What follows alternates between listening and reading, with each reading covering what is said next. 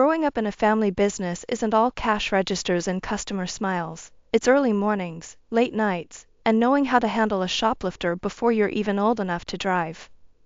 I'm Amelia, and I've been the heartbeat of my folks' tableware store since I was a kid, slinging plates and cutlery instead of hanging out at malls. The day Mrs. Baker waltzed into our shop changed everything.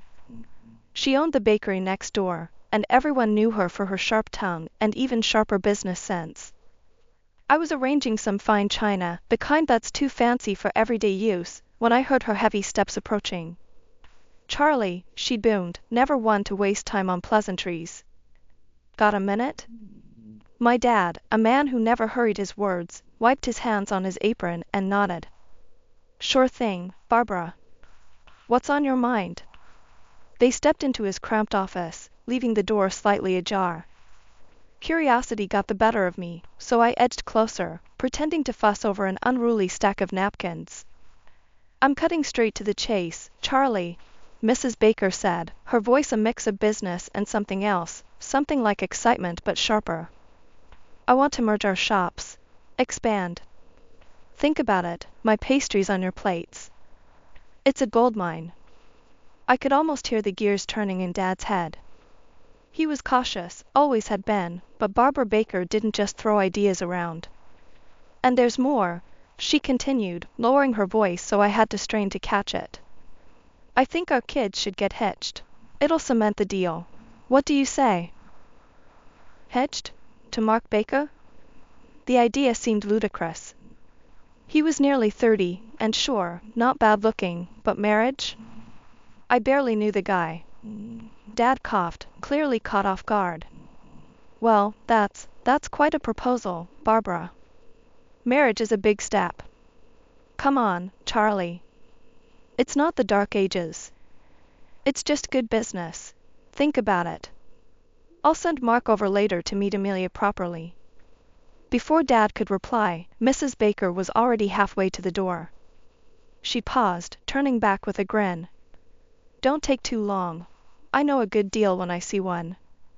As soon as she left, I barged into the office. "Dad, you're not seriously considering this, are you?" He sighed, running a hand through his thinning hair. "I know, kiddo. It sounds out there. But maybe just meet him? No harm in that, right?" I was about to argue more, but the look on Dad's face stopped me. He was worried, really worried, about the store, about us. So I nodded, feeling like I was agreeing to scout enemy territory. That evening, Mark came over. He was taller than I remembered.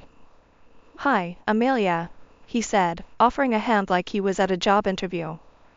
"Heard a lot about you." "Good things, I hope," I replied, shaking his hand, feeling the calluses on his fingers. Baker's hands. "Yeah, your dad's a legend around here. And Mom, well, she thinks this could be great for us. For everyone." Mark and I started dating not long after his mother pitched the idea of merging our families and businesses. It felt like I was living in a sped-up romance movie, but Mark made the whirlwind feel okay. He was the kind of guy who knew exactly how to make a girl feel special, always opening doors, bringing small gifts, and making sure I was comfortable. Despite the bizarre circumstances that brought us together, I found myself genuinely liking him. A year flew by, and before I knew it, I was saying "I do" in a simple but beautiful ceremony. We got married, and with our vows, the two family businesses became one. The merge was seamless on paper, but in practice, it was all orchestrated by Mrs. Baker, my new mother-in-law. She was a force to be reckoned with, steering everything with a stern hand and an eye for detail.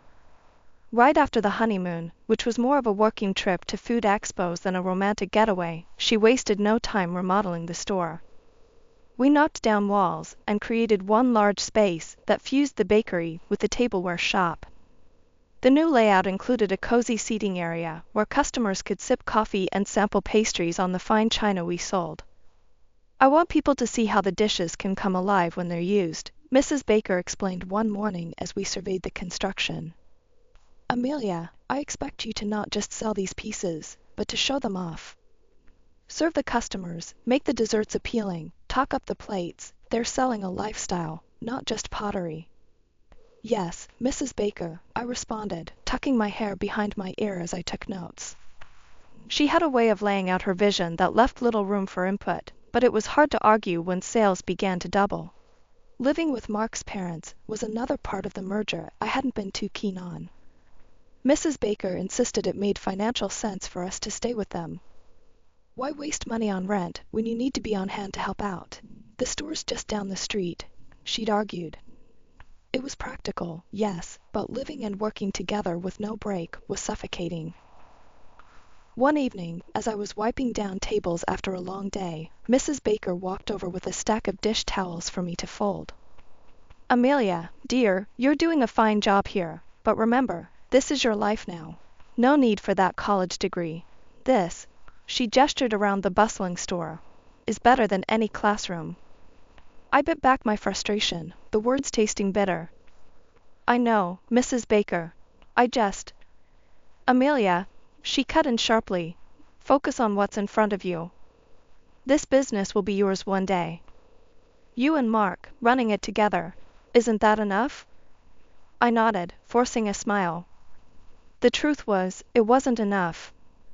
I missed my studies, the sense of working towards something that was just mine. But my new role left little room for anything else. Life in the store became a routine, a rhythm dictated by Mrs. Baker's unwavering command. Days blurred, but one thing became increasingly clear: my dad was around less and less. At first, I thought he was just taking some well-deserved time off, but then days turned into weeks without a single sighting of him behind the counter or in the office where he used to manage the books. One Sunday, I decided to visit my parents at home. The atmosphere was different, quieter. Mom was in the garden, and Dad was sitting on the porch, looking out with a kind of faraway sadness.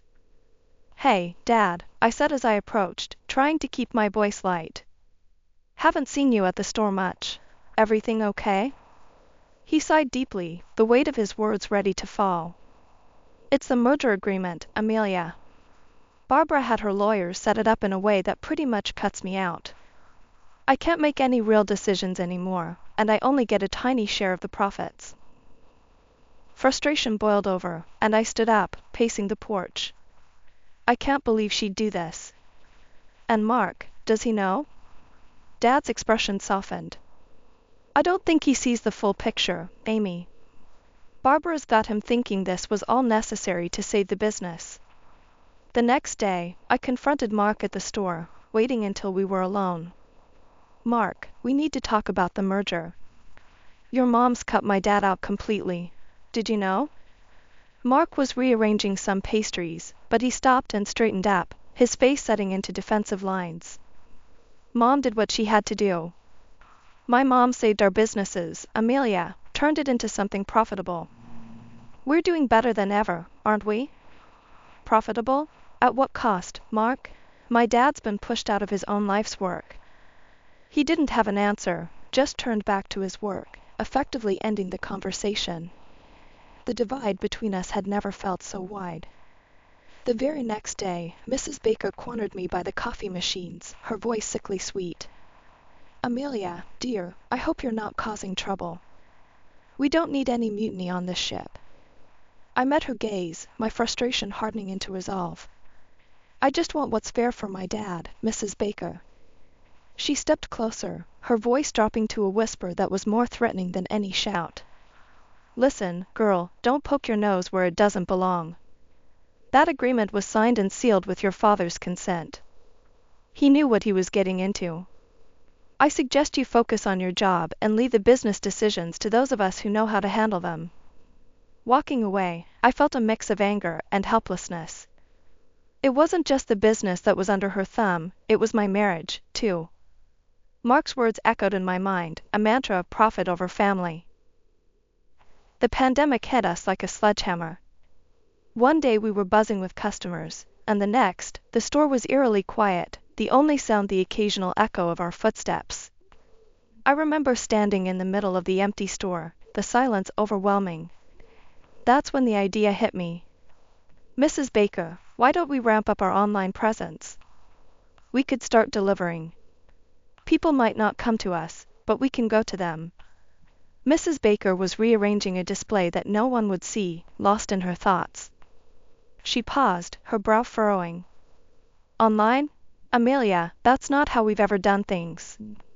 But it's how things are now, I pressed, feeling the urgency. We need to adapt, or we'll sink.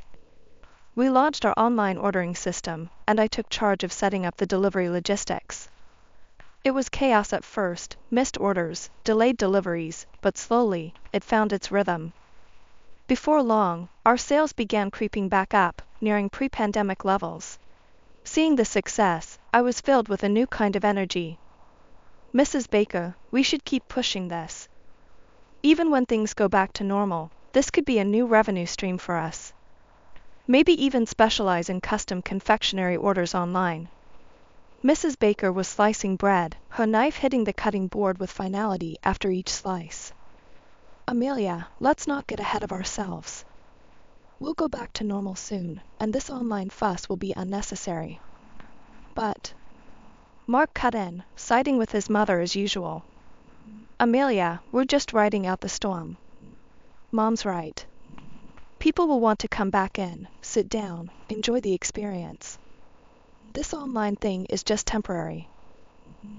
The pandemic eventually receded, and true to Mrs. Baker's word, we returned to normal operations.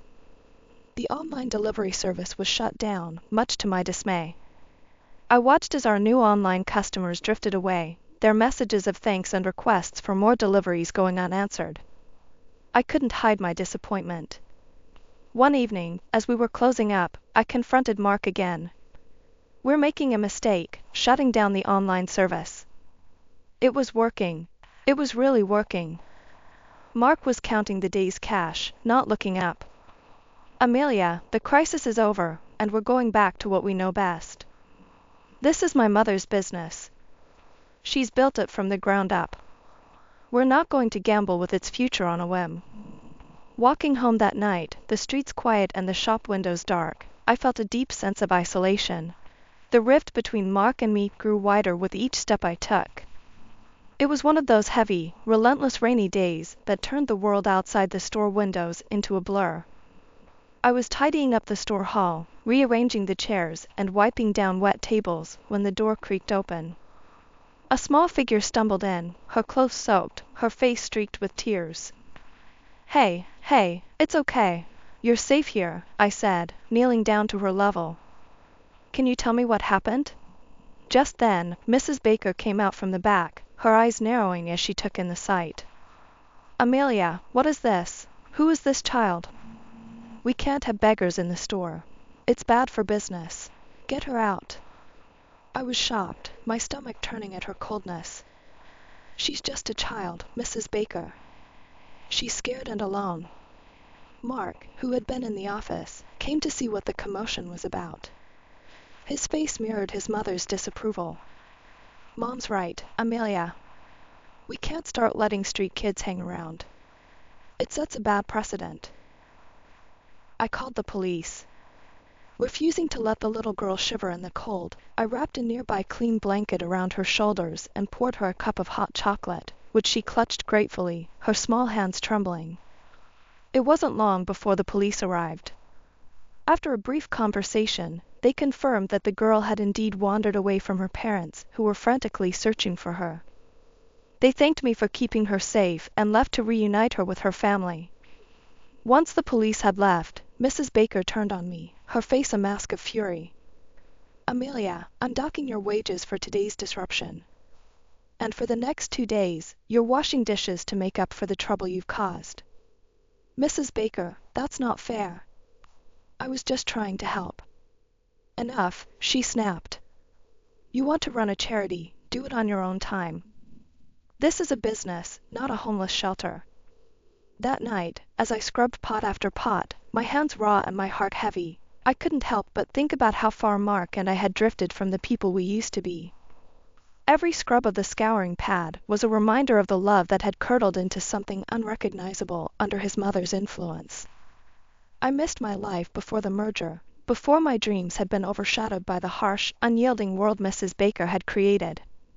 More and more, I found myself dreaming of a way out, a path back to the person I used to be. A week after the incident with the little girl, the store was bustling with the usual Saturday crowd when a well-dressed man stepped in. He wore a sharp suit that didn't quite belong in our casual little shop, and his presence commanded immediate attention.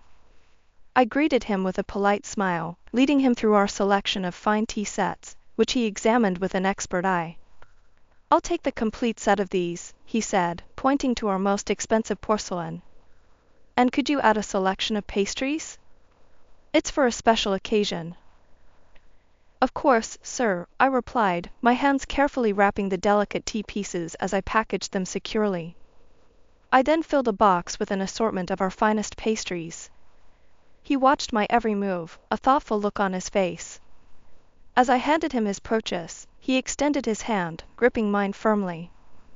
"Thank you. You've been very kind. Actually, you showed kindness to my daughter last week. She told me how you helped her." I paused, surprised. "She's your daughter?" "I'm just relieved she's safe." The man smiled warmly, reaching into his jacket pocket and handing me a business card. "My name's Thomas Avery, and I'm a lawyer. If you ever need anything, feel free to call me." I glanced at the card, noting the law firm's name etched in bold. "Thank you, Mr. Avery. Actually, there might be something." "Oh?" His eyebrows lifted in interest. "It's a long story, but it involves a business deal made by my father that I think wasn't entirely fair," I said hesitantly. "Why don't you come by my office next week? We can look over the documents together," he offered, his tone sincere. I agreed, grateful for the opportunity. At home that evening, I was quiet during dinner, my thoughts swirling. Mark sensed my distraction. "What's on your mind, Amy? You've been off lately," he asked, his gaze sharp. I stirred my food around my plate, considering what to say. "Just tired, I guess." As I lay in bed later, the weight of my secret pressing down on me, I realized that telling Mark was not an option. He had chosen his side, and I had to choose mine. Mr. Avery was my chance to make things right, not just for my dad, but for myself.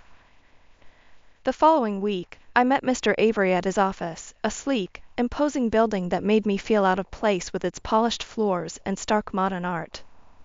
Sitting across from him in the high-backed leather chair, I handed over the merger documents between my father and Mrs. Baker. Mr. Avery's eyes narrowed as he flipped through the pages. "There are several issues here," he said after a long pause. "The terms are unusually favorable towards one party. It's exploitative, and possibly even illegal, depending on the circumstances of the agreement signing." My heart pounded with a mix of fear and hope. "Can we do something about it?" He nodded. "I believe we can. I'll need to do some more digging, but I'm willing to help you pro bono, given the situation with your father." "Thank you, Mr. Avery. I paused, unsure how to express my gratitude. "Don't mention it. Let's try to set this right." Leaving his office, I felt a mix of exhilaration and dread. The thought of going against my husband and his mother was daunting, but the possibility of reclaiming my father's rights was too compelling to ignore. As I approached our house, the sound of laughter and clinking glasses filtered out to the driveway. I paused, the realization hitting me like a cold wave. Today was our anniversary. How could I have forgotten? I opened the door to a scene of festivity, our living room transformed into a miniature banquet hall, filled with friends and family, all seemingly in high spirits. I stepped in, trying to muster a smile, but before I could get my bearings, Mrs. Baker spotted me. "Amelia, there you are, wandering the streets when you should be here hosting," she bellowed, her words slurred by drink. "We're celebrating, in case you forgot."